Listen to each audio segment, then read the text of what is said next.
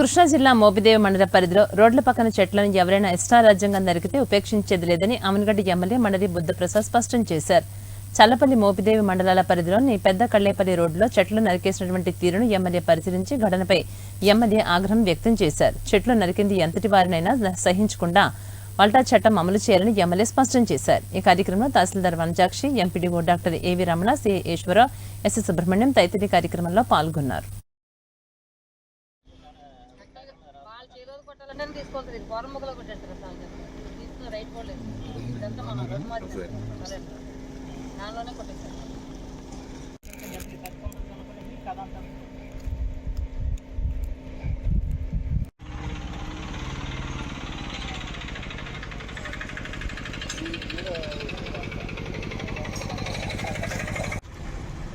స్వచ్ఛ భారత్ పిలిపించిన తర్వాత